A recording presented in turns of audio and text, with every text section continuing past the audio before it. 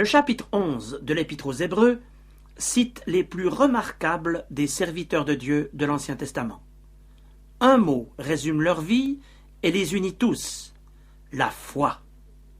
C'est pourquoi ce merveilleux chapitre s'ouvre sur une définition. La foi est une ferme assurance des choses qu'on espère, une démonstration de celles qu'on ne voit pas. On peut comparer le chapitre 11 de l'Épître aux Hébreux à une galerie d'art exposant des tableaux célèbres. Et en vous engageant à ouvrir votre Bible en Hébreux 11, je vous invite à vous arrêter avec moi devant la première peinture de cette galerie. Lisons ensemble le verset 4. C'est par la foi qu'Abel offrit à Dieu un sacrifice plus excellent que celui de Caïn. C'est par elle qu'il fut déclaré juste, Dieu approuvant ses offrandes. Et c'est par elle qu'il parle encore, quoique mort. Vous connaissez l'histoire. Caïn et Abel ont grandi dans le premier foyer qui ait jamais existé.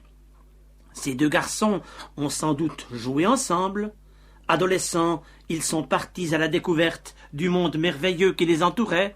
Puis, ils se sont mis à travailler pour seconder leur père qui, selon le livre de la Genèse, chapitre 3, verset 17, tirait avec peine du sol la nourriture qui leur était nécessaire. Adam et Ève, les parents de Caïn et d'Abel, ont eu maintes fois l'occasion de parler de Dieu à leurs deux fils. Sans doute leur ont-ils décrit l'extraordinaire félicité dans laquelle ils avaient vécu avant de tomber dans le péché. Autrefois, tout était facile, la nature prodiguait largement ses biens, et le travail n'était pas pénible. Puis, ce fut le drame.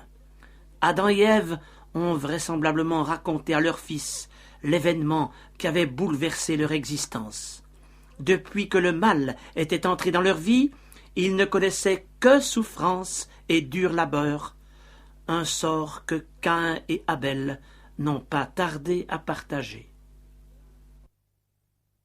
Or, il y avait là une question grave qui, selon toute probabilité, préoccupa toujours davantage les deux frères. Dieu ne pourrait-il pas alléger notre sort et atténuer notre peine? Ne pourrions-nous pas regagner ce que nos parents ont perdu par leur péché? En lui présentant par exemple une offrande, ne pourrions-nous pas rechercher les faveurs de Dieu? Aussi, lisons-nous des deux premiers jeunes gens de l'histoire. Au bout de quelque temps, Caïn fit à l'Éternel une offrande des fruits de la terre, et Abel, de son côté, en fit une des premiers-nés de son troupeau et de leur graisse.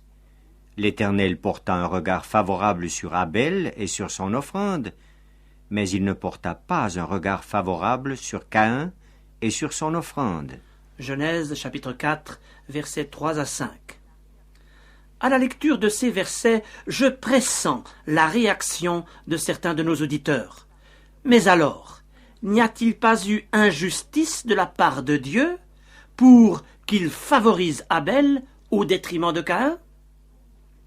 Avant d'attribuer quoi que ce soit d'injuste à Dieu, donnons-nous la peine de considérer attentivement la démarche de chacun des deux frères et de discerner leur mobile et leur façon de faire. Caïn était laboureur.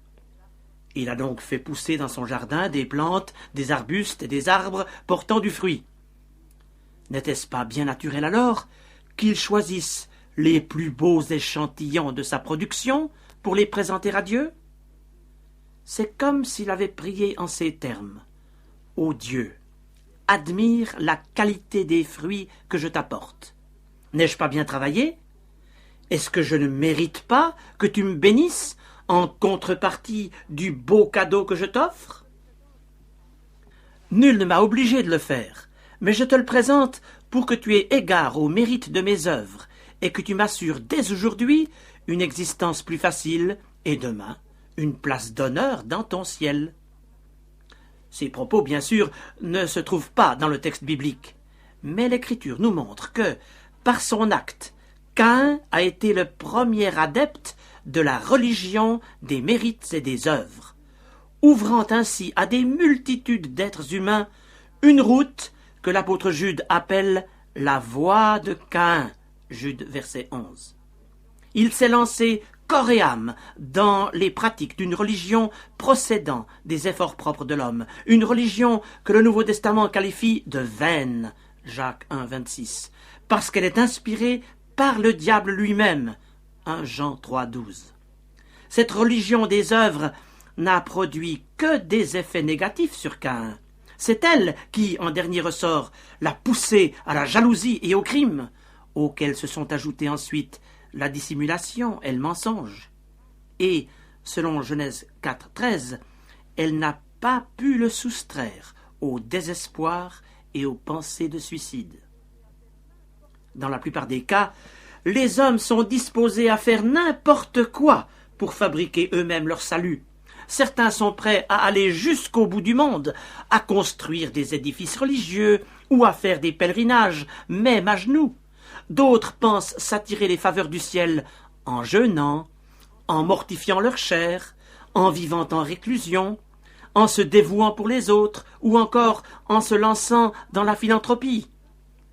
Mais rien de tout cela ne peut leur ouvrir le ciel. Le culte des mérites de l'homme est l'expression de son orgueil. C'est aussi une injure à Dieu qui, lui, entend sauver l'homme par grâce, en écartant toutes les démarches entreprises par cet homme pour s'attirer ses faveurs. L'apôtre Paul a écrit « C'est par la grâce que vous êtes sauvés, par le moyen de la foi. Et cela ne vient pas de vous, c'est le don de Dieu. Ce n'est point par les œuvres, afin que personne ne se glorifie. » Épître aux Éphésiens, chapitre 2, versets 8 à 9. Or Caïn n'a rien voulu de ce salut offert par la seule grâce de Dieu, tandis qu'Abel a recherché cette grâce.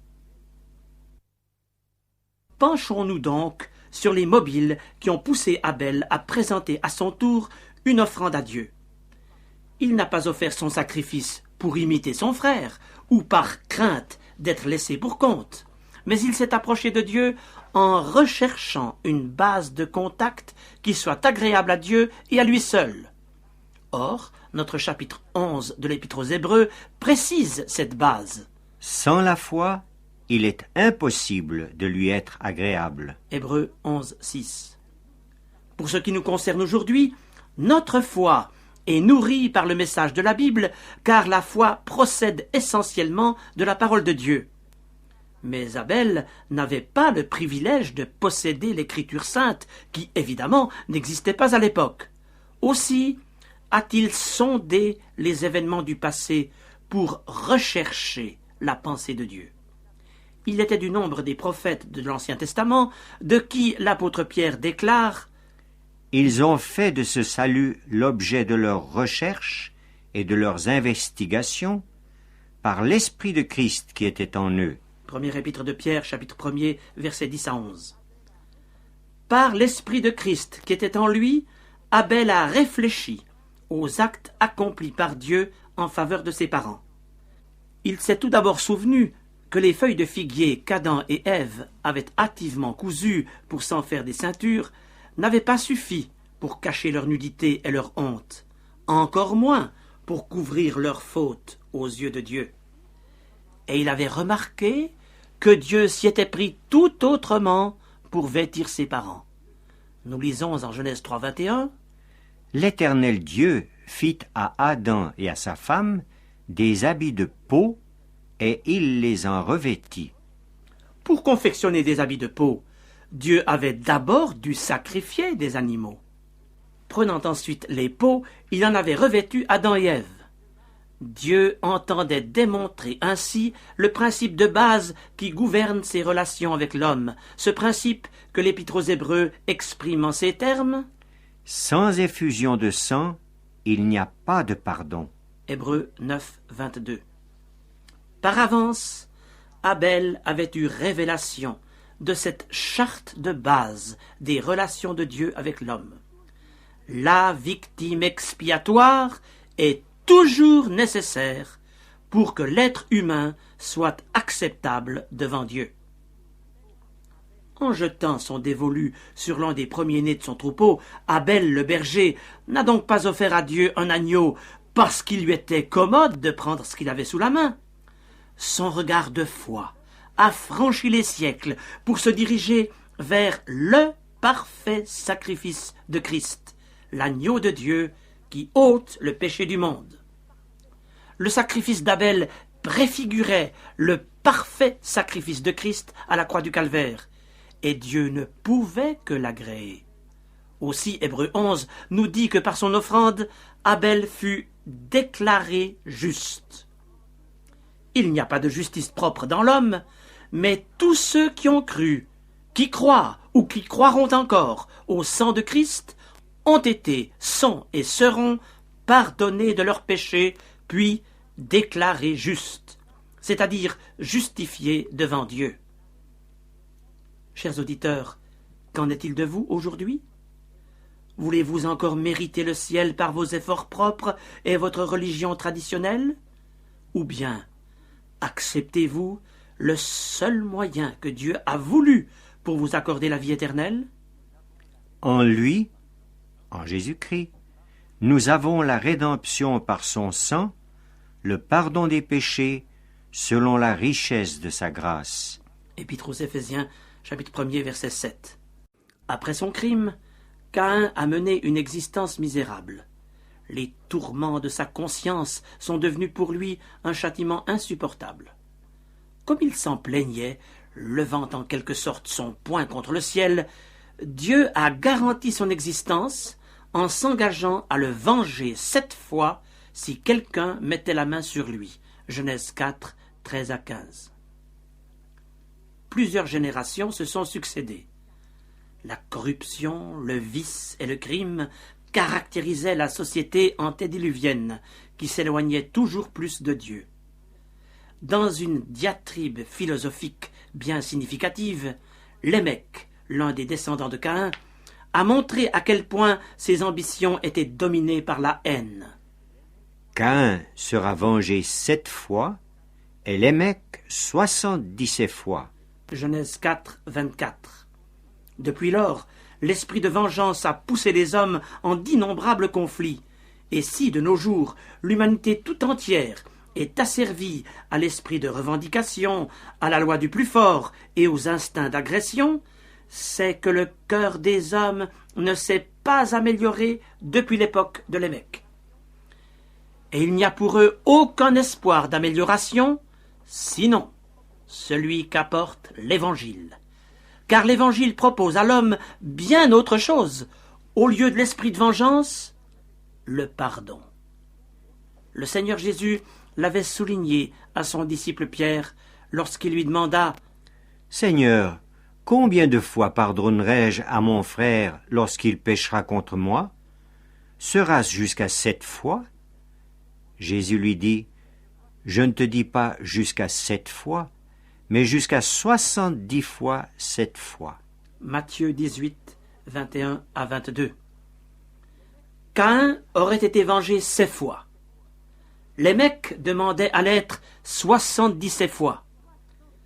Mais l'Évangile recommande le pardon 70 fois 7 fois, donc 490 fois, autant dire à l'infini. Seul le Seigneur Jésus peut extirper à la racine le besoin de vengeance inné au cœur de l'homme, et seul il peut mettre en lui l'amour et le pardon. Nous avons connu l'amour en ce qu'il a donné sa vie pour nous. Nous aussi, nous devons donner notre vie pour les frères. Première épître de Jean, chapitre 3, verset 16. Durant les millénaires qui ont précédé la naissance du Fils de Dieu à Bethléem, Dieu a toujours eu ses témoins fidèles, des hommes de foi qui se sont détachés de la majorité pour rechercher ce qui lui était agréable. Abel était mort depuis plusieurs siècles lorsque Dieu suscita Enoch, ce deuxième géant de la foi mentionné dans l'Épître aux Hébreux chapitre 11. Je vous invite à lire le verset 5 de ce chapitre. C'est par la foi qu'Enoch fut enlevé pour qu'il ne voie point la mort, et il ne parut plus parce que Dieu l'avait enlevé, car, après son enlèvement, il avait reçu le témoignage qu'il était agréable à Dieu. Lisons maintenant ce que Moïse écrit de lui en Genèse chapitre 5, versets 22 à 24. Enoch, après la naissance de Méthusélah, marcha avec Dieu 300 ans, et il engendra des fils et des filles. Tous les jours d'Enoch furent de 365 ans. Enoch marcha avec Dieu. Puis il ne fut plus, parce que Dieu le prit. Enoch marcha avec Dieu au sein d'une génération qui se détournait de Dieu. Beaucoup plus tard, le prophète Amos s'exclamait « Deux hommes marchent-ils ensemble sans s'être concertés ?» Amos 3, 3. C'est déjà un fait rare que deux hommes veuillent bien marcher ensemble, et ils ne le pourront sans s'être préalablement mis d'accord. Mais l'expérience d'Enoch nous montre un fait encore plus exceptionnel. Un croyant marchant non pas avec son semblable, mais avec Dieu lui-même. Enoch s'était mis au pas de Dieu. Il était d'accord avec Dieu. Il accomplissait ce qui était agréable à Dieu. Ses proches, sa famille, ses voisins, ses concitoyens ne voulaient pas l'approuver et encore moins le suivre.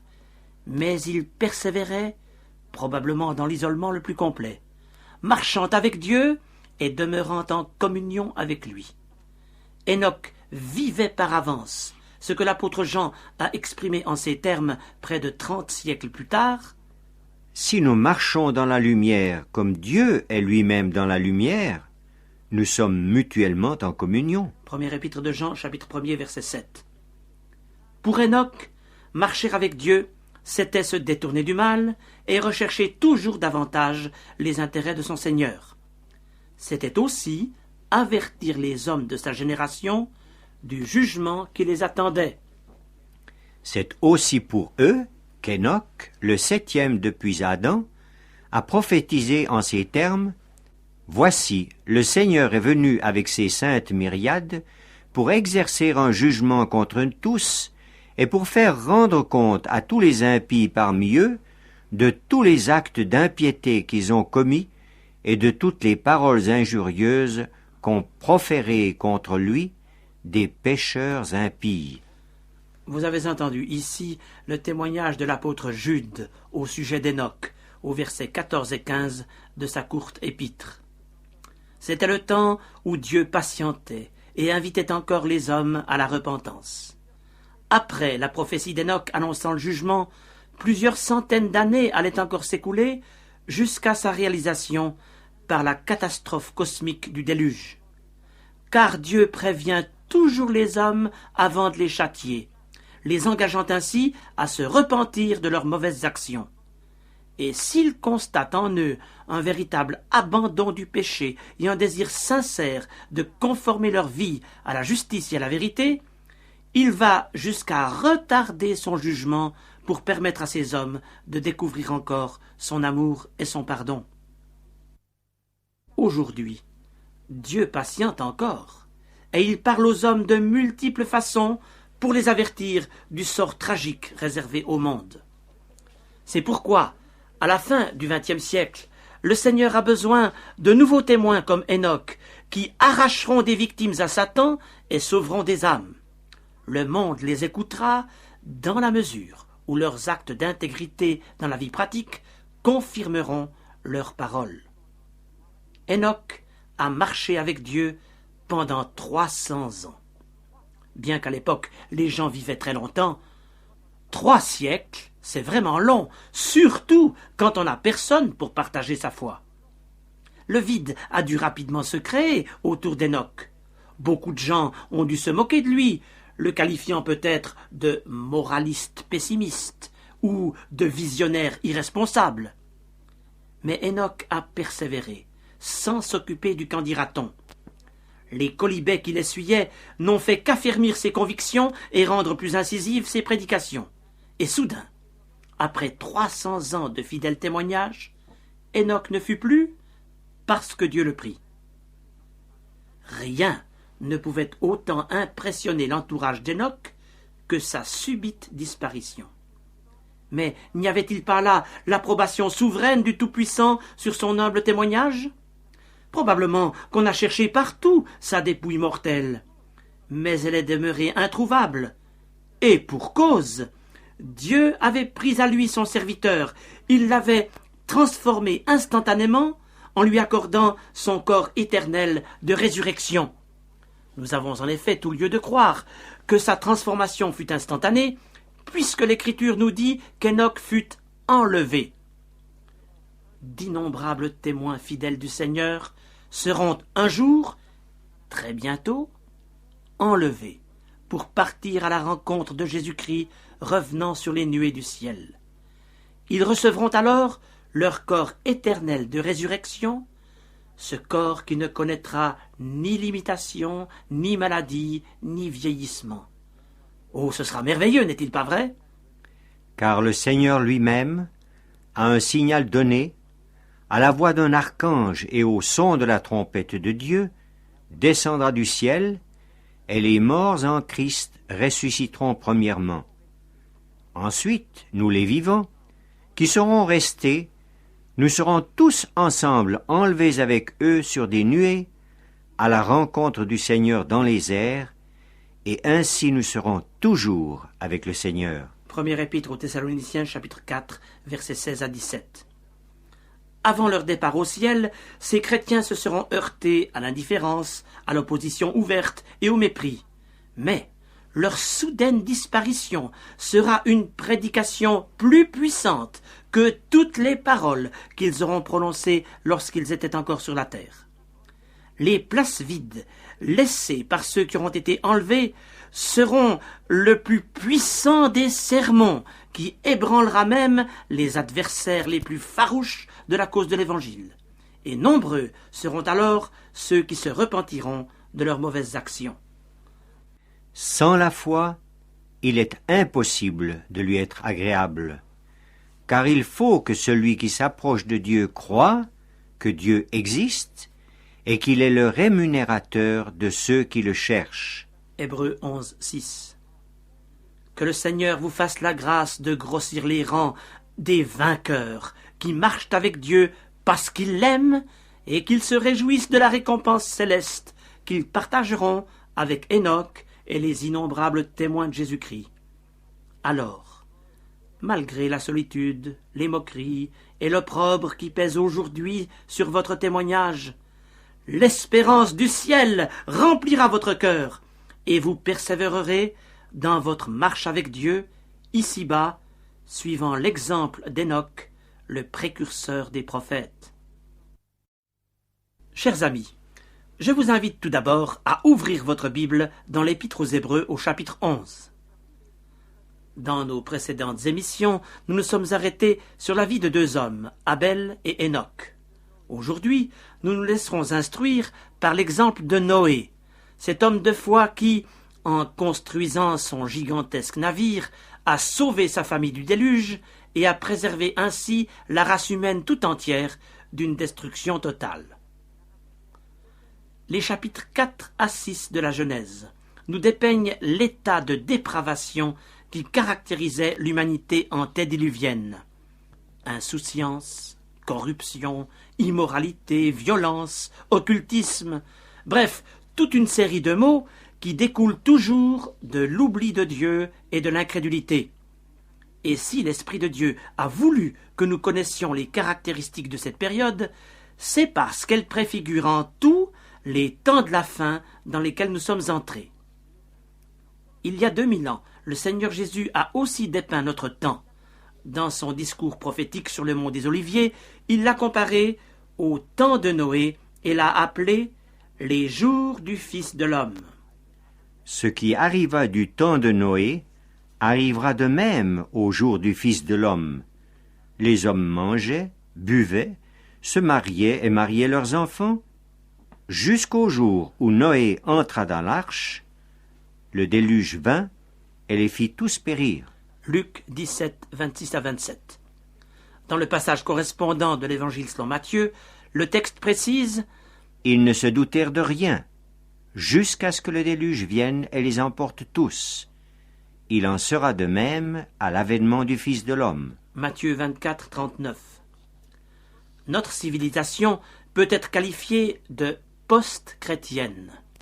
C'est l'expression qu'a choisie le docteur Francis Schaeffer, cette sommité du monde évangélique, pour définir notre temps.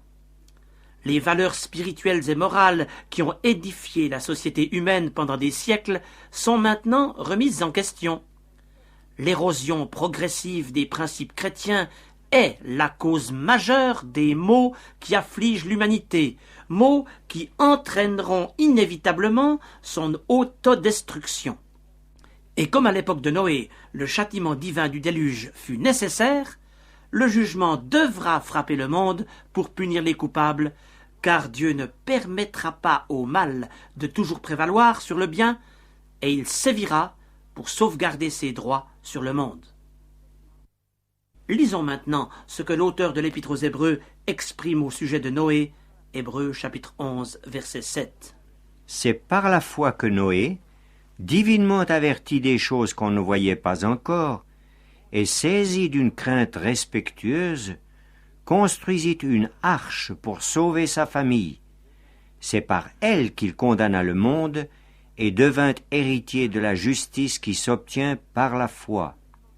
Noé était un homme de foi. Divinement averti par son Dieu du châtiment qui allait survenir, il fut saisi d'une crainte respectueuse. C'est pourquoi Noé s'est mis à prêcher. L'Écriture l'appelle prédicateur de la justice. 2 Pierre 2, 5. Mais Noé n'a pas prêché du haut d'une chaire ou d'une estrade. Et il n'a pas prêché pendant 1 heure le dimanche matin. Il a prêché de l'aube au crépuscule pendant des dizaines d'années. Il a prêché avec ses outils, accomplissant un travail de titan en élevant la plus gigantesque construction de l'époque. Noé devait d'abord cultiver la terre pour en tirer sa nourriture, puis, j'allais dire pendant son temps libre, il a construit un immense bateau dont les dimensions rivalisaient avec celles d'un pétrolier moderne de plus de 50 000 tonnes. Et il devait y avoir bien peu d'ouvriers sur le chantier naval de Noé. 4 tout au plus, si l'on admet que ses 3 fils l'ont aidé dans cette entreprise. Car qui sont ceux qui auraient accepté de lui prêter main forte pour abattre les arbres, équarrir les poutres, ajuster les chevrons ou revêtir les parois de l'arche? Tous les contemporains de Noé étaient incrédules. 1 Pierre 3,20. Ils devaient se moquer de lui et ricaner de son gigantesque navire. Et apparemment, il y avait de quoi. N'avait-il pas eu une idée saugrenue de construire cet immense bateau sur la terre ferme à des centaines de kilomètres de l'océan? Mais Noé continua de prêcher à l'aide de son marteau. Tant par ses paroles que par ses actes, il avertissait les hommes du jugement divin, et au fur et à mesure que la silhouette de l'arche commençait à se dessiner et que l'œuvre prenait forme, Noé se faisait plus incisif, suppliant ses proches de se repentir et de se préparer à entrer dans l'arche avec lui. Vous avez là, chers auditeurs, un parfait exemple de foi. Pendant les années où Noé construisait son arche, rien ne laissait prévoir le déluge. Dans le ciel, aucun signe météorologique particulier. Sur terre, aucune crue exceptionnelle des fleuves. Rien, non rien ne permettait de dire que Noé avait raison de prendre des dispositions pour parer à un cataclysme. Mais le patriarche demeurait inébranlable dans ses convictions. Il savait que le déluge viendrait parce que Dieu le lui avait dit. La foi véritable découle toujours de ce que Dieu a dit. L'apôtre Paul l'a écrit aux Romains. La foi vient de ce qu'on entend, et ce qu'on entend vient de la parole de Christ. Romains 10, 17. La foi n'est pas un sentiment naturel, elle procède exclusivement de Dieu et nous est communiquée par la lecture de la Bible qui est la parole de Dieu. Si vous n'avez pas la foi, ou si votre foi est encore chancelante, approchez-vous de l'Écriture sainte sans idée préconçue. Demandez dans votre prière que le Saint-Esprit vous conduise dans votre recherche et vous révèle le message divin. Et la foi véritable, qu'il ne faut pas confondre avec la crédulité, naîtra et grandira en vous, elle transformera progressivement votre vie. Par la foi, vous découvrirez en Christ votre Sauveur, et quand vous aurez confessé vos fautes, vous trouverez en lui le pardon de vos péchés. Par la foi, vous apprendrez à vivre dans la certitude de ses promesses et dans l'espérance, que dis-je, dans l'assurance de votre salut éternel. Mais revenons à Noé. Le livre de la Genèse nous dit qu'il était un homme juste et intègre dans son temps. Genèse 6, 9. Pourquoi l'Écriture dit-elle que Noé était un homme juste? Il n'a pas été qualifié de juste parce qu'il avait travaillé pendant des années pour construire son arche. C'est bien avant qu'il ait entrepris cette tâche immense que Dieu l'avait déclaré juste.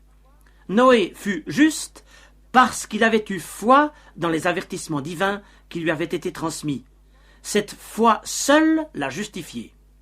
Si Hébreux 11, 7 précise qu'il est devenu héritier de la justice, cette justice toute divine ne lui a été imputée par Dieu qu'en réponse à sa foi. Je fais allusion ici à un principe fondamental que le prophète Habakkuk a annoncé en 6 mots. Le juste vivra par sa foi. Habakkuk 2, 4. Le Nouveau Testament reprend à 3 reprises cette courte phrase.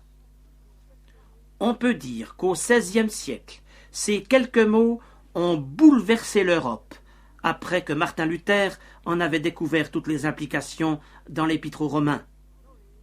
Avec des multitudes de croyants, Noé a été ce juste vivant de sa foi.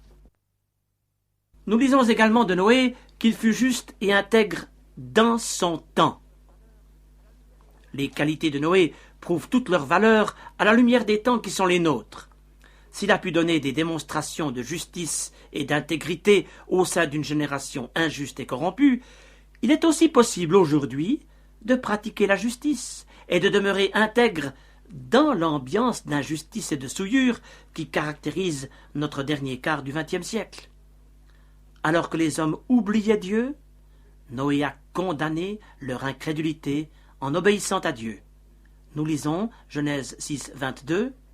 Il exécuta tout ce que Dieu lui avait ordonné. Il a si bien observé les consignes divines que l'arche qu'il a construite remplissait toutes les conditions pour que Dieu y préserve les représentants de l'humanité et des animaux qu'il voulait épargner. Pendant les 12 mois de la durée du déluge, toutes ces créatures ont été en parfaite sécurité dans l'arche. Dieu a employé la foi et l'obéissance de Noé pour sauver sa propre famille, d'où sont sorties toutes les ethnies, et il a préservé un couple de chaque espèce animale, d'où sont issus tous les mammifères, tous les reptiles, tous les insectes et tous les oiseaux qui ont peuplé la terre depuis lors. Notre monde doit donc beaucoup à la foi de Noé, ce serviteur fidèle qui, divinement averti, a pris à cœur les ordres de Dieu et les a exécutés. Noé a laissé derrière lui un exemple. Son œuvre lui a survécu au point de porter des effets durables qui ont couvert l'histoire et se prolongeront dans l'éternité. Madame, mademoiselle, monsieur, ne voulez-vous pas, à votre tour, suivre les ordres de Dieu? Voulez-vous emboîter le pas sur le chemin de la foi? Comme Noé, vous deviendrez alors l'exécutant des avertissements de Dieu, l'artisan de construction qu'il pourra employer, le moyen de salut de votre famille, le témoin de Jésus-Christ pour ceux qui vous entourent. Et vous serez pour la vie et pour l'éternité l'héritier d'une justice parfaite parce que divine. Sur le plan des valeurs éternelles, qui sont les seules qui comptent en dernier ressort, qu'allez-vous construire? Quelles traces allez-vous laisser derrière vous? Sera-t-il dit de vous ce que nous lisons en Hébreux 11 au sujet de Noé? Divinement averti, saisi d'une crainte respectueuse, il construisit pour sauver sa famille. Il condamna le monde et il devint héritier de la justice qui s'obtient par la foi. Que Dieu vous convainque de l'importance d'un tel programme de vie et qu'il vous bénisse richement dans sa réalisation. C'est par la foi. C'est par la foi. C'est par la foi. Comme le leitmotiv d'une symphonie, ces mots se retrouvent tout au long du chapitre 11 de l'Épître aux Hébreux, chapitre qui, depuis quelques semaines, fait l'objet de notre étude hebdomadaire sur les ondes et où je vous invite à nouveau à ouvrir votre Bible. Abel, Enoch, Noé, Abraham, Isaac, Jacob, Joseph, Moïse, Josué, David et bien d'autres sont cités en exemple. Dans cette nuée de témoins, le 4e géant de la foi attirera aujourd'hui notre attention. C'est Abraham, à qui l'apôtre Paul attribue le rôle de père des croyants dans l'Épître aux Romains au chapitre 4. Abraham est donc le modèle par excellence de la vie de foi dans laquelle tous les croyants sont appelés à entrer. Nous lisons Hébreux 11, verset 8. C'est par la foi qu'Abraham, lors de sa vocation, obéit et partit pour un lieu qu'il devait recevoir en héritage, et qu'il partit sans savoir où il allait. Il y a près de 4000 ans qu'en vertu d'un acte de sauvetage du Tout-Puissant, le païen Abraham est entré sur le chemin de la foi. Abraham habitait Ur en Chaldée, une ville située près du delta de l'Euphrate, à proximité du golfe perso-arabique. Les archéologues ont relevé dans ces ruines les traces d'une civilisation très avancée, d'une science exceptionnelle, voire même d'un luxe inimaginable. Abraham, citoyen de cette métropole de l'Antiquité, menait probablement grand train de vie. Il habitait vraisemblablement une maison imposante, lorsque Dieu l'appela à tout quitter pour marcher dans ses voies. Pendant des décennies, il avait servi les dieux païens et participé aux fêtes idolâtres, organisées à la ziggourate d'Ur, cette haute pyramide où des sacrifices étaient présentés aux divinités babyloniennes. Puis, le Dieu de gloire lui apparut, et cette révélation bouleversa ses conceptions, ses habitudes et son mode de vie. L'Éternel s'adressa à Abraham en ces termes : « Va-t'en de ton pays, de ta patrie, et de la maison de ton père dans le pays que je te montrerai. Je ferai de toi une grande nation, et je te bénirai. Je rendrai ton nom grand, et tu seras une source de bénédiction. Je bénirai ceux qui te béniront, et je maudirai ceux qui te maudiront. Et toutes les familles de la terre seront bénies en toi. » Genèse 12, 1 à 3. Abraham n'avait aucun intérêt à sortir de sa patrie, la Chaldée. Pourquoi quitter cette civilisation à la pointe du progrès et la ville d'Ur qui lui assurait confort et instruction, sécurité et prospérité?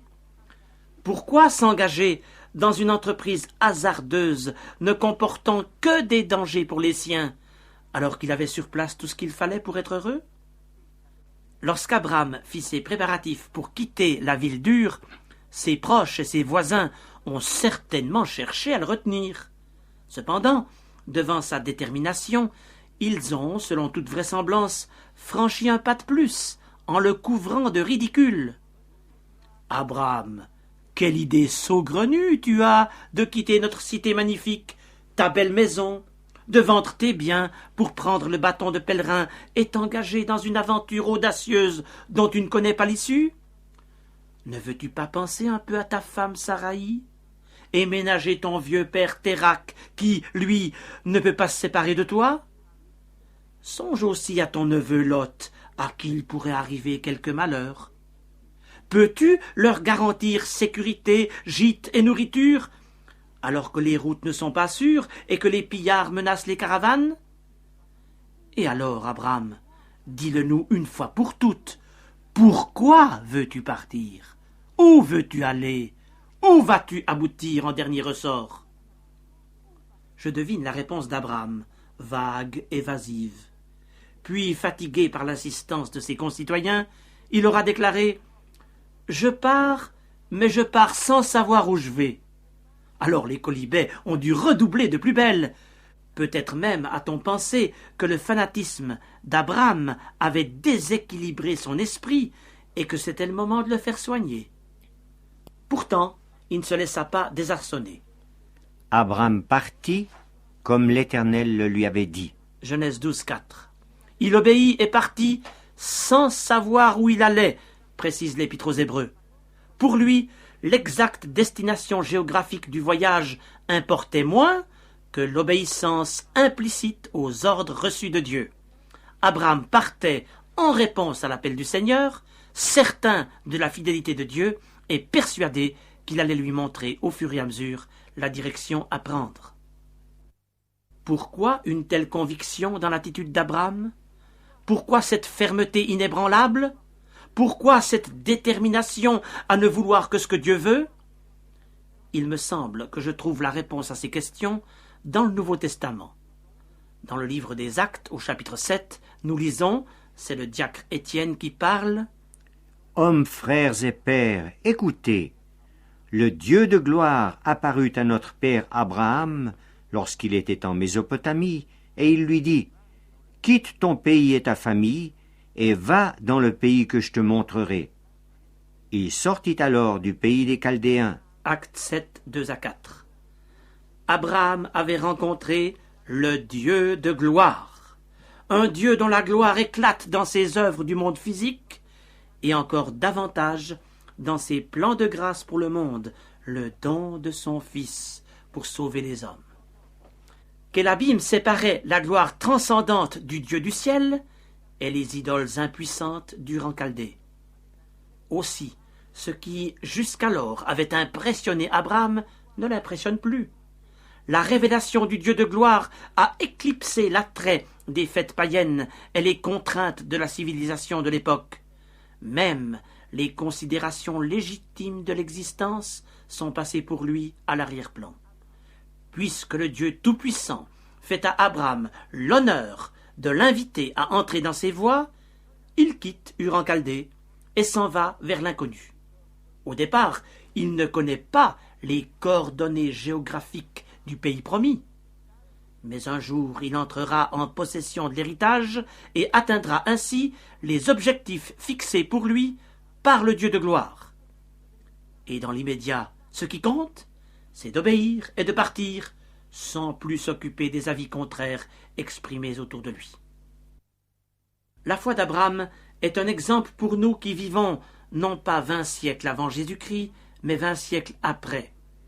Il est dit d'Abraham, « Il est notre Père devant celui auquel il a cru, Dieu, qui donne la vie aux morts et qui appelle les choses qui ne sont point comme si elles étaient. » Romains 4, 17.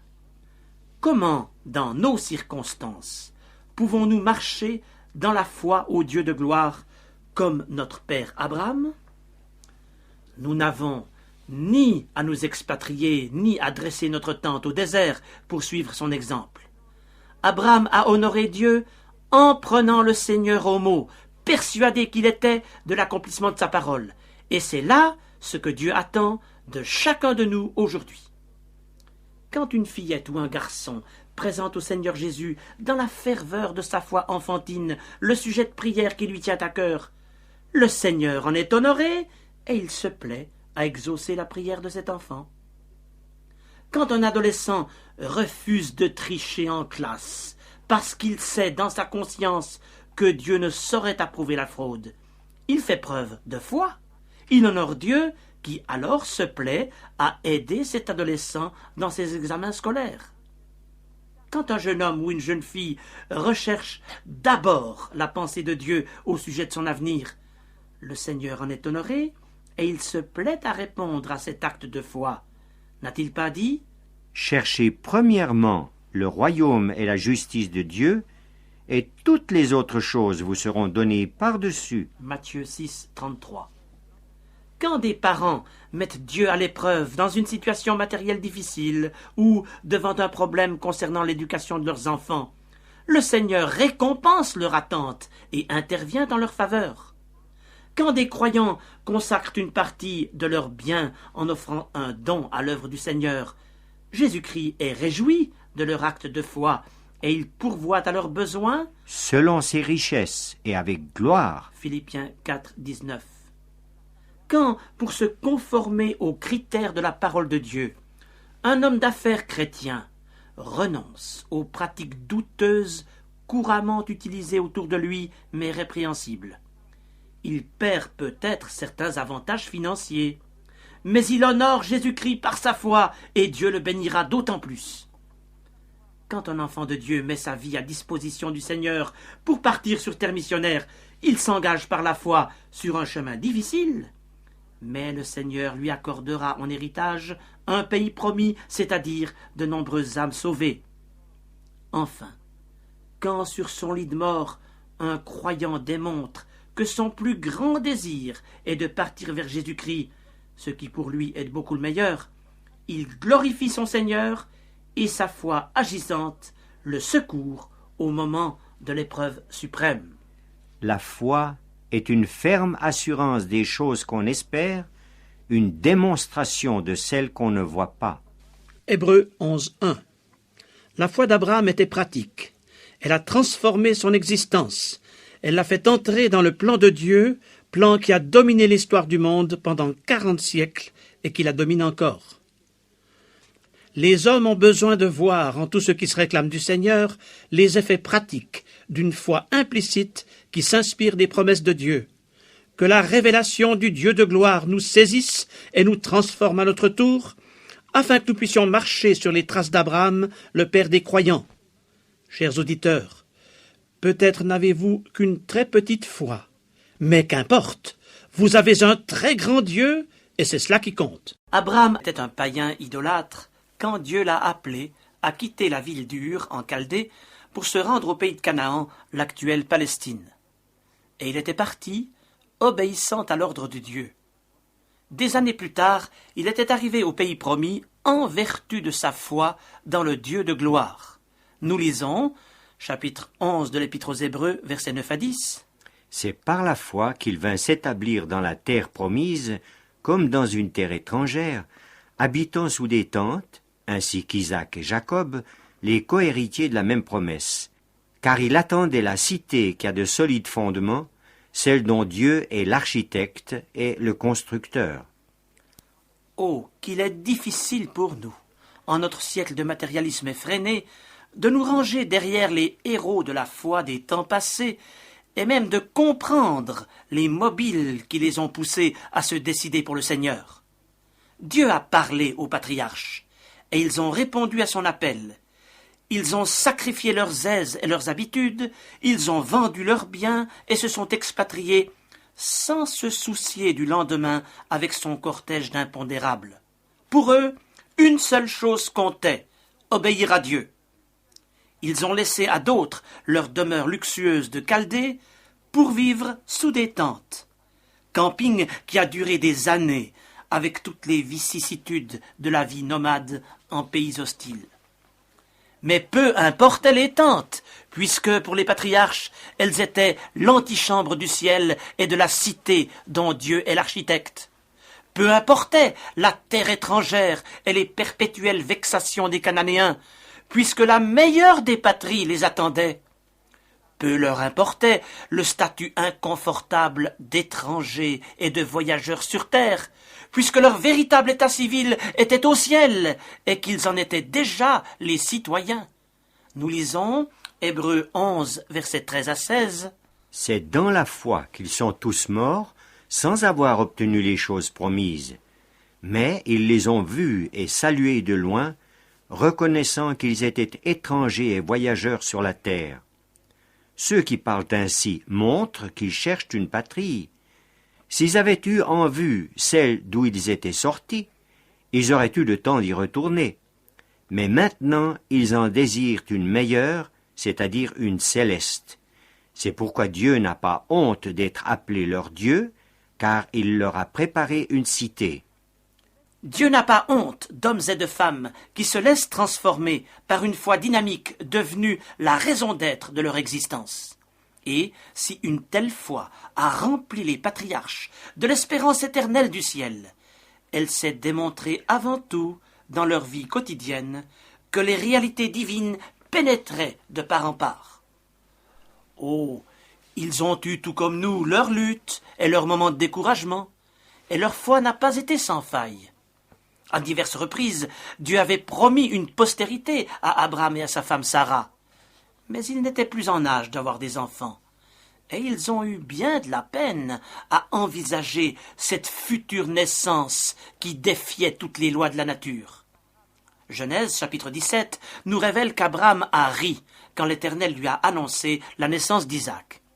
Puis Genèse chapitre 18 nous montre que ce fut le tour de Sarah de rire lorsque Dieu renouvela sa promesse quelque temps plus tard. C'est du reste pour cela que leur fils fut appelé Isaac, car Isaac signifie rire. Mais lorsque la foi chancelle, Dieu ne se laisse pas arrêter dans ses plans. Et quoi? Si quelques-uns n'ont pas cru, leur incrédulité annulera-t-elle la fidélité de Dieu? Loin de là. Romains chapitre 3, versets 3 à 4. Peu à peu, Abraham et Sarah se sont mis à compter sur l'impossible. C'est pourquoi Hébreux 11, versets 11 à 12, commente ces événements en ces termes. C'est par la foi que Sarah elle-même, malgré son âge avancé, fut rendue capable d'avoir une postérité, parce qu'elle crut à la fidélité de celui qui avait fait la promesse. C'est pourquoi d'un seul homme, déjà usé de corps, naquit une postérité nombreuse comme les étoiles du ciel, comme le sable qui est sur le bord de la mer et qu'on ne peut compter. Après 40 siècles, le chemin de la foi demeure le même pour nous. C'est une voie pavée des promesses de Dieu, mais hérissée d'obstacles dressés par l'incrédulité qui rejaillit encore et toujours de nos cœurs. Cependant, les contrariétés sont nécessaires à notre foi. Les problèmes insurmontables à vue humaine sont des aliments indispensables à la croissance de la foi pour qu'elle devienne invincible. Car tout ce qui est né de Dieu triomphe du monde, et la victoire qui triomphe du monde, c'est notre foi. Première épître de Jean, chapitre 5, verset 4. La vie de foi n'a rien de statique, puisqu'elle s'inspire de l'Écriture sainte qui, elle, n'est jamais statique. La vraie foi n'est jamais satisfaite, elle ne se contente jamais de ce qu'elle a déjà obtenu, mais elle nous entraîne toujours vers de nouvelles conquêtes pour Jésus-Christ. Alors que nous avons tendance à nous endormir sur nos lauriers et à nous complaire dans les victoires passées, la foi nous engage toujours à surmonter de nouveaux obstacles et à entreprendre de nouvelles conquêtes.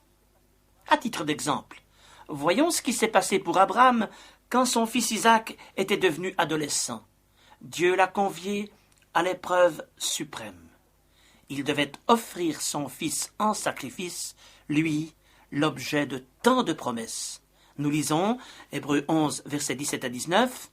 C'est par la foi qu'Abraham offrit Isaac, lorsqu'il fut mis à l'épreuve, et qu'il offrit son fils unique, lui qui avait reçu les promesses, et à qui il avait été dit, « En Isaac sera nommé pour toi une postérité. » Il pensait que Dieu est puissant, même pour ressusciter les morts. Aussi, dans une sorte de préfiguration, il recouvra son fils. Quelle foi! Et combien inspirante pour nous! Abraham n'a pas hésité à lier son fils sur l'autel, car il savait que Dieu ne s'était pas trompé lorsqu'il lui avait demandé de le sacrifier. Il était persuadé que Dieu est puissant, suffisamment puissant même pour ressusciter Isaac. Et Abraham vivait tellement en communion avec son Dieu qu'il était rempli de l'esprit de la résurrection, cette résurrection de Jésus-Christ dont son acte de foi à l'égard d'Isaac était une préfiguration. Par la foi, les patriarches fixaient leur regard vers l'avenir, vers l'accomplissement des promesses, vers l'éternité avec Dieu. Nous vous invitons à lire Hébreux chapitre 11, versets 20 à 21. C'est par la foi qu'Isaac bénit Jacob et Ésaü en vue des choses à venir. C'est par la foi que Jacob, mourant, bénit chacun des fils de Joseph et qu'il adora appuyé sur l'extrémité de son bâton. Considérez ces hommes parvenus au bout de leur pèlerinage terrestre. Pour eux, rien n'est fini. Tout commence. Et par la foi, ils ont révélation de l'avenir. Ils annoncent des événements qui s'accompliront après des siècles, que dis-je, après des millénaires. Considérez aussi Joseph, devenu gouverneur de l'Égypte. Il aurait eu toutes les bonnes raisons pour s'incruster dans la civilisation des pharaons. Mais il savait très bien que pour sa famille, les rives du Nil n'étaient qu'une étape dans un long pèlerinage vers l'accomplissement des promesses de Dieu. Nous lisons Hébreux 11, 22. C'est par la foi que Joseph mourant fit mention de la sortie des fils d'Israël et qu'il donna des ordres au sujet de ses os. Immobilisé sur son lit de mort, Joseph avait annoncé à ses frères, à l'intention de ses arrière-petits-enfants, « Je vais mourir, mais Dieu vous visitera, et il vous fera remonter de ce pays-ci dans le pays qu'il a juré de donner à Abraham, à Isaac et à Jacob. » Genèse chapitre 50, verset 24. Et comme l'objectif de sa foi éclipsait tout autre but, il a ajouté « Dieu vous visitera, et vous ferez remonter mes eaux loin d'ici. » Car Joseph croyait fermement qu'un jour, son peuple sortirait d'Égypte et retrouverait la terre promise, ce que nous raconte le livre de l'Exode. Pour Joseph, comme pour nous, la foi est une ferme assurance des choses qu'on espère, une démonstration de celles qu'on ne voit pas. Hébreux 11, 1. Au siècle passé, le missionnaire écossais Robert Moffat s'était établi en Afrique méridionale. Il y avait plus de 10 ans qu'il annonçait l'Évangile au Bechuana sans qu'aucun d'eux ne manifeste le moindre intérêt pour Jésus-Christ. Un jour, Moffat reçut une lettre des membres de son église en Écosse, qui ne l'oubliaient pas dans leurs prières. Ils désiraient lui offrir un cadeau et lui demandaient ce qui lui ferait plaisir. Dénué de tout dans son travail de pionnier, Moffat aurait eu 1001 choses à demander. Mais il n'a pas hésité un instant. « Si vous voulez me combler, écrivit-il, envoyez-moi un service de communion pour que je puisse prendre la scène avec mes convertis africains quand Dieu me les donnera. » La lettre mit des mois à parvenir en Écosse, et de nouveaux mois s'écoulèrent jusqu'à ce que le colis arrive en Afrique du Sud. Mais, lorsque Moffat déballa le service de communion, il avait eu la joie d'amener 12 Africains à la foi en Christ, et il pouvait célébrer le premier service de Sainte Seine sur sa terre d'adoption. Par la foi, il avait gagné la bataille spirituelle, et ses ardentes prières avaient été exaucées. Chers auditeurs, notre foi est-elle vivante, conquérante, triomphante? Apprenons donc à suivre les traces des innombrables héros de la foi qui nous ont précédés, ces hommes, ces femmes qui ont voulu vivre en étrangers et voyageurs sur la terre, pour mieux se préparer à leur citoyenneté céleste et à leur récompense éternelle. Depuis des siècles, Abraham avait achevé sa course terrestre. Ses descendants vivaient en Égypte, où ils étaient devenus les esclaves de Pharaon. Alors qu'ils gémissaient sous une dure servitude, Dieu s'est souvenu d'eux, et il a choisi Moïse pour les délivrer. C'est à Moïse, le 10e en liste des héros de la foi, dans ce chapitre 11 de l'Épître aux Hébreux, que nous allons nous arrêter aujourd'hui. Dès sa naissance, il fut l'objet d'une protection particulière du Seigneur. Selon la loi en vigueur, il aurait dû être jeté dans le Nil, car Pharaon avait donné ordre de faire périr tous les garçons des Hébreux. Mais ses parents ne se sont pas pliés à l'ignoble décret, et ils s'y sont refusés en vertu de leur foi, une foi profonde qui les persuadait de la souveraineté du Dieu de leur père, infiniment plus puissant que Pharaon lui-même. Nous lisons, chapitre 11 de l'Épître aux Hébreux, verset 23, « C'est par la foi que Moïse, à sa naissance, fut caché pendant 3 mois par ses parents, parce qu'ils virent que l'enfant était beau, et qu'ils ne craignirent pas l'ordre du roi. » L'attitude d'Amram et de Jochébed, les parents de Moïse, n'est-elle pas un inspirant exemple pour tous les parents chrétiens qui, aujourd'hui, sont invités à protéger leurs enfants d'un autre pharaon, Satan, qui en veut non pas tellement à leur corps, mais surtout à leur âme immortelle. Au-delà de l'amour maternel de Jochébed et des soins paternels d'Amram, il fallait à ses parents une dose de courage peu commune pour oser résister à l'ordre royal. Ce n'était guère facile à des esclaves de cacher leur enfant et de s'occuper de lui avec suffisamment de discrétion pour que leurs oppresseurs ne se doutent de rien ou que leurs voisins, alertés par les pleurs du bébé, ne les dénoncent à l'autorité. Mais Amram et Jochébed croyaient à la puissance protectrice du Seigneur, et pour eux, aucun des émissaires de la cour ne pouvait entraver les plans de Dieu pour Moïse, car ils en étaient persuadés, l'Éternel avait pour cet enfant un avenir et de l'espérance. Parents chrétiens, c'est vrai que le diable voudrait compromettre l'avenir de votre enfant. Il ne négligera donc rien pour entraver sa croissance spirituelle et empêcher l'accomplissement de sa vocation pour Dieu. C'est pourquoi, faites comme les parents de Moïse. Ils ont confié à Dieu leur enfant, déposé dans une caisse de jonc au bord du fleuve. Cette caisse de jonc, tressée à la main, peut nous parler d'une arche de protection spirituelle construite par nos prières persévérantes. Bien sûr, le jour viendra, et pour beaucoup il est déjà venu, où vous ne pourrez plus veiller vous-même sur votre garçon ou votre fillette, que vous devrez lâcher dans le courant du fleuve de ce monde. Il échappera peut-être à votre contrôle, mais il n'échappera pas au contrôle souverain du Seigneur, qui se plaît, même après des années, à exaucer les ferventes prières de parents confiants en leur Seigneur. C'est par la foi que Moïse fut caché par ses parents qui ne craignirent pas l'ordre du roi.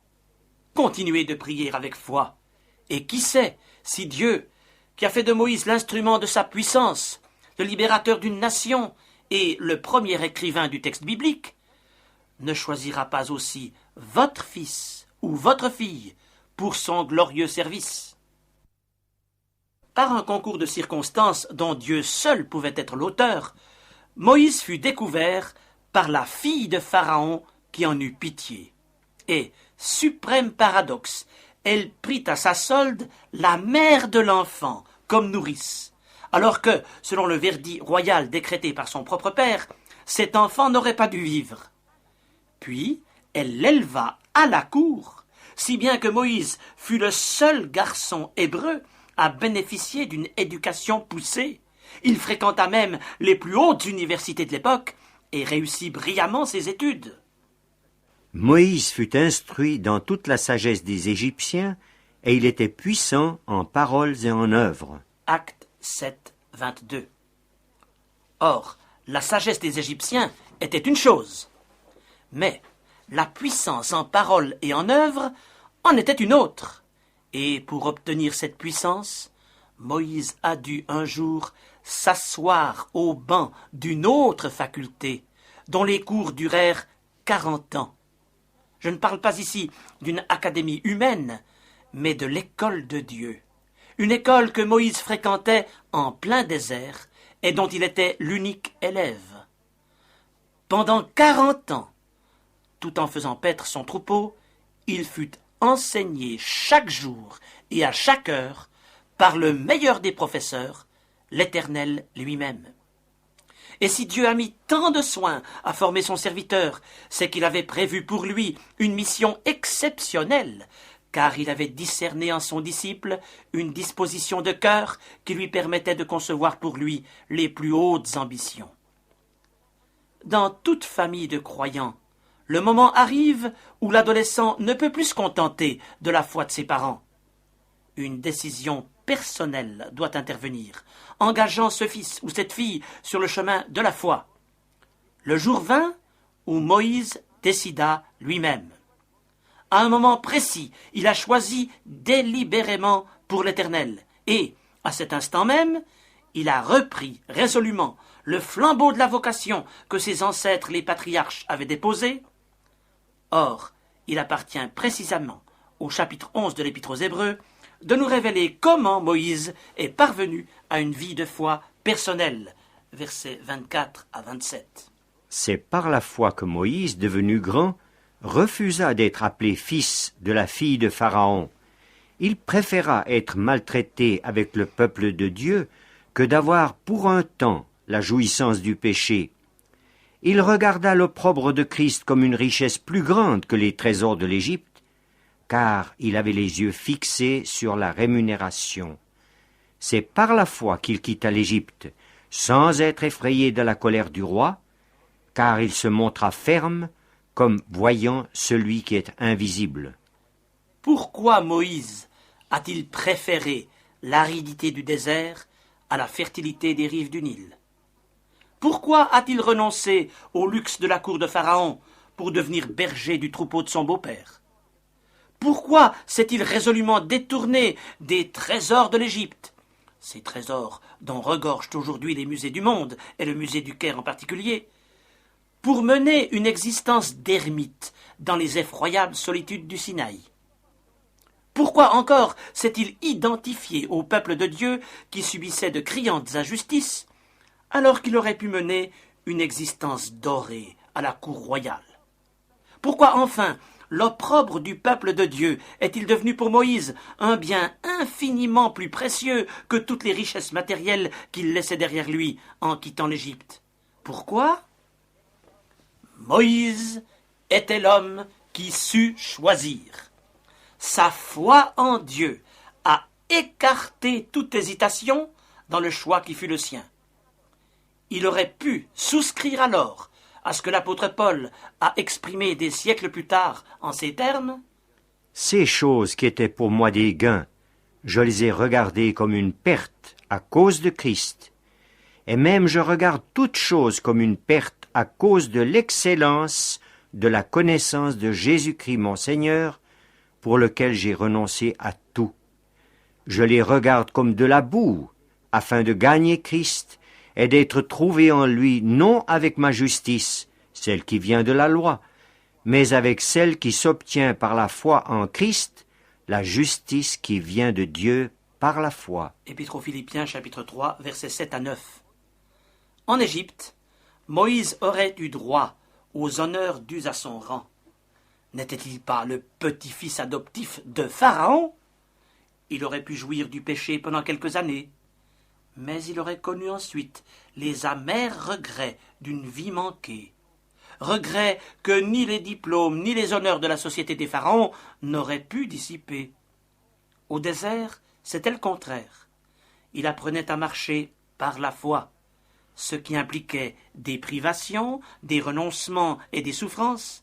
Mais là, Dieu se révélait à lui dans toute sa provision de bonté et d'amour. Et lorsque Moïse a été confronté avec la souffrance du peuple de Dieu maltraité par les commissaires de Pharaon, il a choisi sans hésiter d'être maltraité avec eux plutôt que d'être bien traité à la cour. Les trésors de l'Égypte n'avaient aucune valeur sur le plan éternel, alors que la communion avec Dieu lui garantissait le bonheur éternel. Moïse ne regardait pas aux approbations des grands de ce monde, mais il avait les yeux fixés sur la rémunération, c'est-à-dire sur l'ultime récompense que Dieu réserve à tous ceux qui renoncent à tout par amour pour lui. Oui, Moïse a été l'homme qui sut choisir. Et son choix fut déterminé par sa foi, cette foi sans laquelle nul ne peut être agréable à Dieu. 35 siècles plus tard, une foi de cet ordre devrait nous inspirer dans nos options et nous montrer comment choisir. Oui, comment bien choisir. Le monde actuel nous propose, il est vrai, des trésors plus précieux que les joyaux laissés par les dynasties de l'Antiquité. La science du XXe siècle est bien supérieure à celle des Égyptiens d'il y a 35 siècles. Et que dire des jouissances du péché qui tentent de 1001 manières les croyants aujourd'hui? Le monde entier n'est-il pas esclave d'un roi plus artificieux que tous les pharaons, un séducteur qui excelle dans l'art de présenter avec attrait ses convoitises trompeuses? Mais lorsque Dieu persuade un croyant, il lui montre que rien ici-bas ne comptera plus en dehors de son amour et de sa grâce. La jouissance du péché n'aboutit qu'au pire des esclavages. Les richesses du monde sont pourries. Les honneurs de la société ne sont qu'illusions. En contraste, les souffrances de Christ préparent un héritage de gloire. C'est pourquoi la colère du roi de ce monde, qui ne supporte pas qu'on lui échappe, nous fait découvrir la protection efficace de notre chef divin.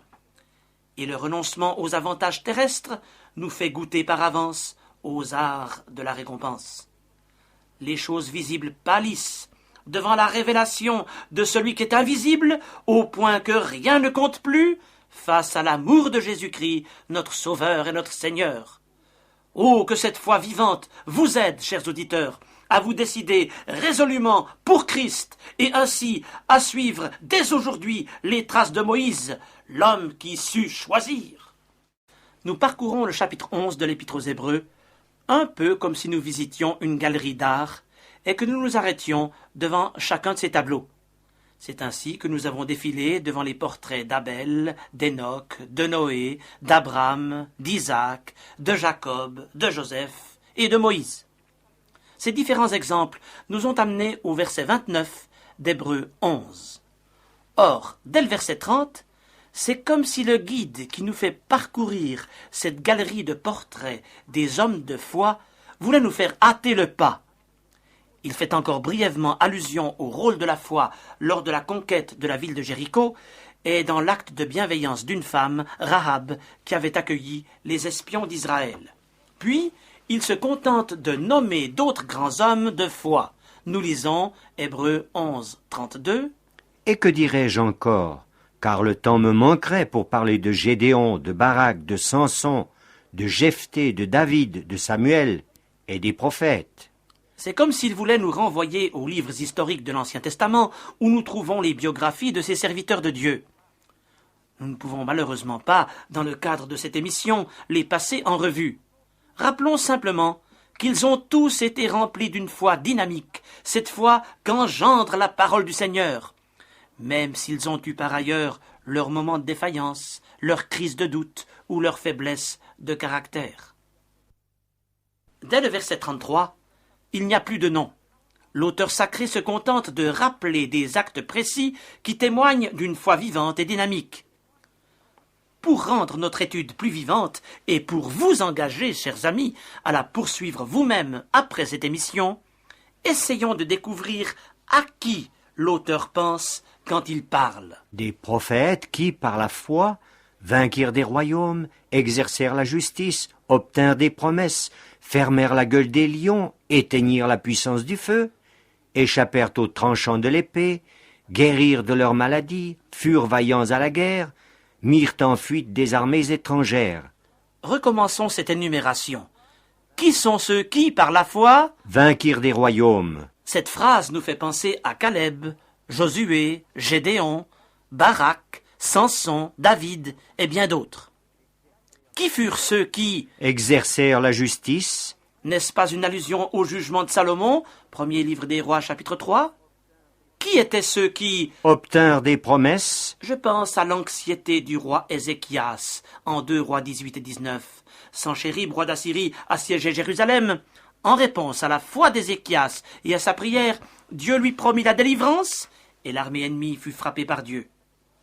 Mais l'énumération d'Hébreux 11 se poursuit. Ils fermèrent la gueule des lions? Comment ne pas penser ici au miracle de Dieu en faveur de Daniel, injustement jeté dans la fosse aux lions, Daniel chapitre 6. D'autres encore éteignirent la puissance du feu. Allusion évidente aux compagnons de Daniel qui, en vertu de leur foi, marchèrent dans la fournaise ardente sans être consumés par ces flammes, Daniel chapitre 3.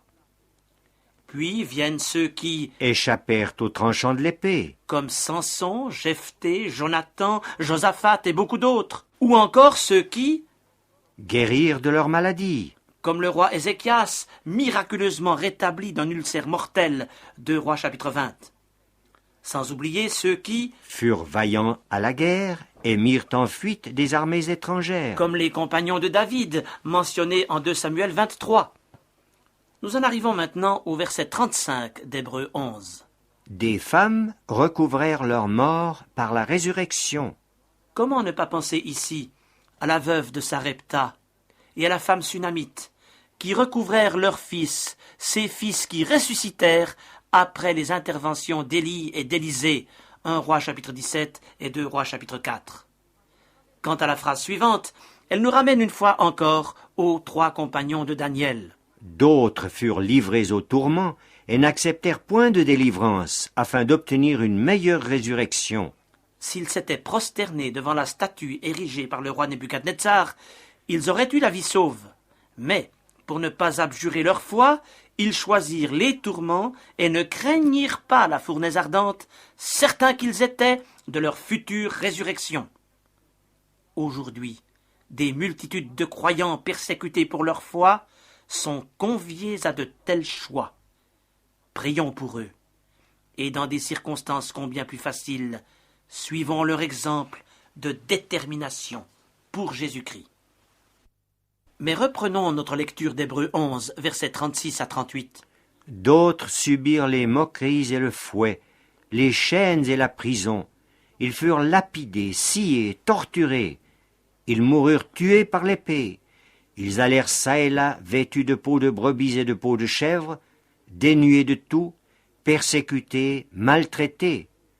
Eux dont le monde n'était pas digne, errant dans les déserts et les montagnes, dans les cavernes et les antres de la terre. L'Ancien comme le Nouveau Testament sont riches en exemples d'hommes et de femmes qui ont souffert pour Dieu. David s'est réfugié dans les antres de la terre et les cavernes des montagnes. Jean-Baptiste, tout comme Élie, était vêtu de peau de bête et se tenait au désert. Naboth de Jizréel, Zacharie, fils du sacrificateur Jéhojada, ou le diacre Étienne ont été lapidés. Jérémie, Jean-Baptiste et les apôtres ont été emprisonnés. Les prophètes Ézéchiel, Amos et bien d'autres ont été jetés dans des cachots. Et de son côté, l'apôtre Paul a subi le fouet et les chaînes. Enfin, certains disent qu'Ésaïe aurait été scié en deux après avoir été enseveli vivant dans le tronc d'un arbre creux. Tous ces hommes sont des héros dont le monde n'était pas digne, mais que le Seigneur a jugé dignes d'être cités en exemple à cause de leur foi. Nous arrivons maintenant à la conclusion du chapitre 11 de l'Épître aux Hébreux, les versets 39 et 40. Tous ceux-là, à la fois desquels il a été rendu témoignage, n'ont pas obtenu ce qui leur était promis, Dieu ayant en vue quelque chose de meilleur pour nous, afin qu'ils ne parviennent pas sans nous à la perfection. C'est comme si, pour reprendre l'image de la galerie des portraits, nous parvenions maintenant au seuil d'une immense salle encore vide, où, au fil des ans, d'autres tableaux devaient être ajoutés. Durant les 20 siècles de l'ère chrétienne, Dieu a complété l'exposition. Innombrables sont les témoins de Jésus-Christ qui figurent en bonne et due place. Et d'autres portraits vont encore occuper les emplacements libres. Ce sont les portraits des vainqueurs de la foi, vivant au dernier quart du XXe siècle.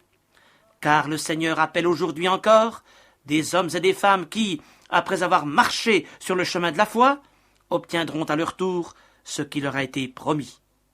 Cependant, serons-nous dignes d'un tel honneur? Ou bien nous serons-nous laissés entraîner malgré nous par le matérialisme outrancier qui procède de notre société de consommation? Que lira-t-on de vous, chers auditeurs, membres de l'Église militante de Jésus-Christ, dans les annales célestes, au jour où elles seront dévoilées aux yeux de tous?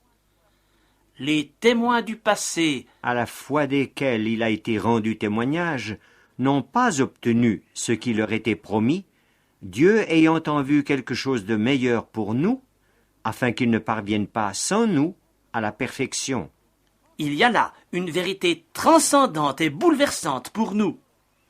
Abel, Enoch, Noé, Abraham et tous les autres n'ont pas encore reçu la récompense que Dieu leur réserve. Certes, ils jouissent de la présence de leur Seigneur dans le ciel, mais ils attendent encore la couronne et la récompense qui leur sont réservées. Ils les recevront en même temps que nous, si nous sommes fidèles. Alors, et pour l'éternité, nous jouirons tous ensemble de la félicité dans la présence du roi des rois. Il me semble que cette glorieuse perspective devrait nous enflammer. Si nous nous engageons d'un cœur entier pour Christ, nous participerons aussi à la distribution des prix quand Jésus-Christ couronnera tous les héros de la foi. Je ne peux mieux conclure cette série d'études bibliques sur Hébreux 11 qu'en vous invitant à lire avec nous les premiers versets du chapitre suivant, Hébreux 12, 1 à 3. Nous donc aussi, puisque nous sommes environnés d'une si grande nuée de témoins, rejetons tout fardeau et le péché qui nous enveloppe si facilement, et courons avec persévérance dans la carrière qui nous est ouverte, ayant les regards sur Jésus, qui suscite la foi et la mène à la perfection. En échange de la joie qui lui était réservée, il a souffert la croix, méprisé l'ignominie, et s'est assis à la droite du trône de Dieu. Considérez, en effet, celui qui a supporté contre sa personne une telle opposition de la part des pécheurs, afin que vous ne vous lassiez point l'âme découragée.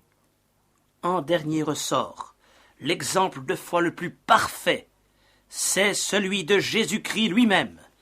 Il a supporté les moqueries, enduré les coups et souffert jusqu'à l'extrême pour nous sauver. Et s'il a accepté la crucifixion et la mort, c'était en vue de la joie qui lui était réservée au jour où, à la droite du Père, il retrouvera des millions de rachetés sauvés par son sang expiatoire. Chers auditeurs, voulez-vous, en cet instant précis, porter vos regards sur Jésus-Christ, celui qui suscite en vous la foi pour la mener ensuite à la perfection? Alors, l'objectif de nos 7 émissions consacrées à Hébreux 11 aura été atteint et vous aurez retiré de ce merveilleux chapitre la bénédiction que le Seigneur vous réservait.